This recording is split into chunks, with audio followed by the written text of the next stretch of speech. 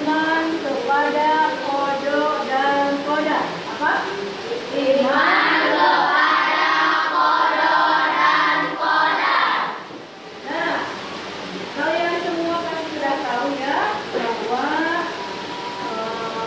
rukun iman yang ke-6 itu adalah tentang apa? Siapa yang tahu tentang tangan? Iman, ya, siapa apa? Najwa dan kodar. Iya betul. Jadi rukun iman yang kedua itu adalah tentang iman kepada kodok dan kodar.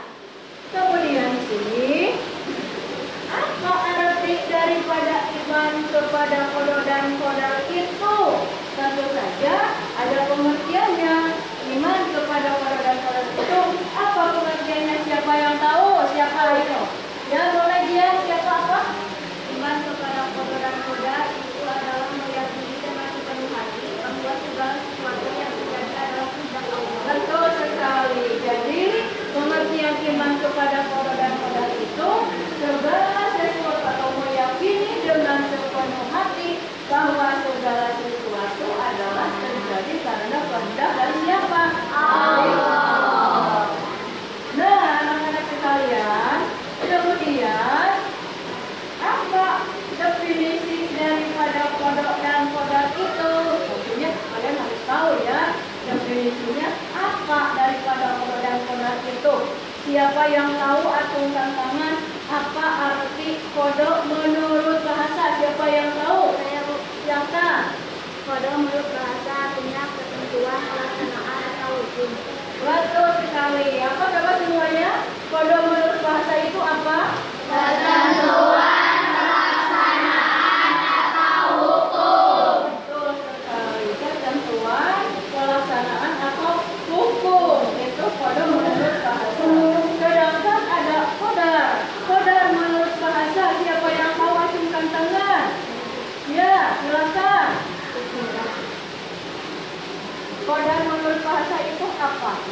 Ukuran. Betul sekali. Jadi kodar menurut istilah itu apa artinya? Ukuran. Itu menurut bahasa.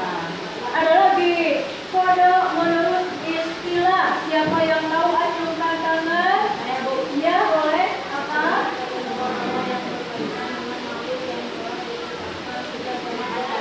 Betul sekali. Ketentuan Allah yang berkaitan dengan makhluknya yang sudah terjadi sejak zaman azali. Atau zaman azali itu apa? Zaman sebelum iya, zaman sebelum adanya alam semesta. Itu namanya zaman azali. Kemudian ada lagi kodar menurut istilah bahasa. Menurut istilah, siapa yang tahu? Ya boleh. Kodar menurut istilah adalah ketentuan Allah kepada makhluknya yang sudah terjadi. Nah, apa semuanya coba sebutkan kodar menurut istilah apa artinya?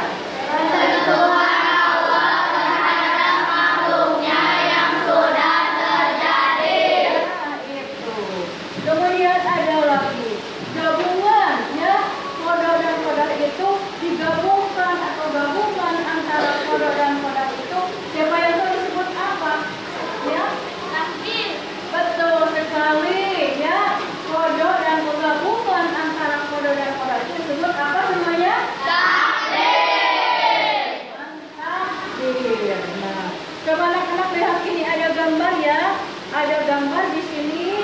Siapa yang tahu ya tebak sebetulnya ini gambar apa ini ya? Anak kecil. Dua orang anak kecil laki-laki dan perempuan. Kemudian yang sebelah laginya ada gambar apa ini? Ada gambar yang sedang melangsungkan pernikahan. Coba kalian tebak siapa yang tahu apa makna dari gambar ini? Siapa yang tahu di antara kalian? Yang bisa menyimpulkan gambar ini siapa yang tahu? Ada yang tahu? Contohnya misalnya ya, ini contohnya ini anak laki-lakinya misalnya ada 8, kemudian anak perempuannya ada 1. sopir misalnya ya, misalnya begitu.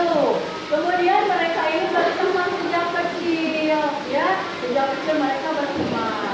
Lalu kemudian ternyata Allah sudah menyimpan kodoknya di ajali sebelum mereka lahir. Allah sudah menuliskan bahwa yang namanya anak yang namanya Dava dan Sofi pada tanggal 1 bulan 12 tahun 2019 akan menjadi suami istri, akan melangsungkan pernikahan di sana begitu ya.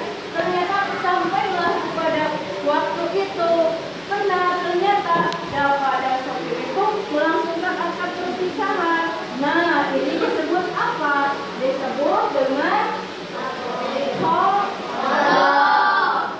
kodonya.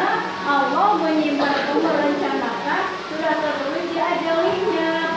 Kalau misalnya ternyata betul tahun itu Dava dan Sofi melaksanakan pernikahan. Nah, akad pernikahan itu terjadi itu disebut dengan apa anak-anak? Disebut dengan koda. Atau boleh juga disebut dengan takdir. Sudah dimengerti semuanya? Iya. Siapa yang mau bertanya? Siapa yang mau bertanya? Sudah mengerti semuanya? Sudah. Jadi itu perbedaan kodok dan kodok itu. Kalau kodok rencana Allah yang sudah tertulis di zaman ajali, kalau kodok itu realisasi atau realita daripada kodok Allah tersebut. Itu ya. Nah, kemudian di sini ibu akan mengelompokkannya kelompok laki-laki dan perempuan dibagi menjadi 2 kelompok ya.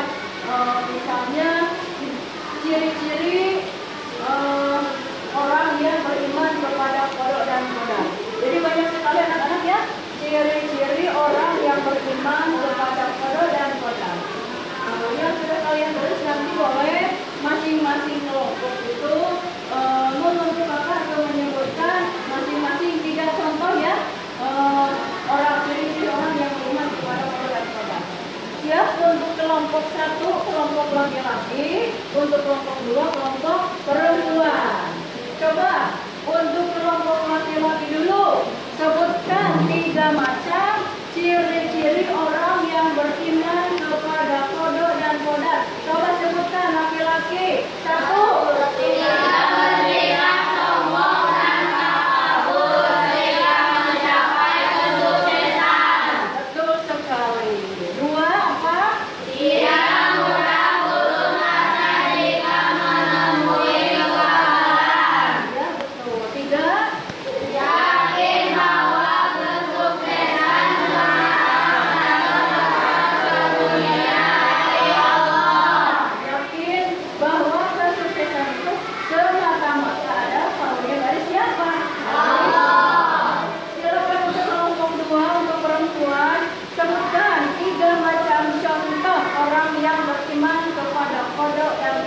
Ciri-cirinya 1, kelompok perempuan Sabar dalam menghadapi ujian dari Allah. 2, Tawakal dan berdoa kepada Allah dengan usaha yang telah dilakukannya.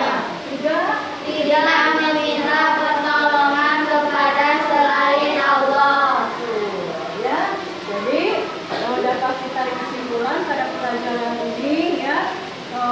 Segala sesuatu yang disebut kodok dan kodok itu atau iman kepada kodok dan kodok itu kita mengimani, meyakini dengan segala sepenuh hati bahwa segala sesuatu yang terjadi itu semata-mata berdasarkan dari kehendak siapa? Allah. Nah itu ya.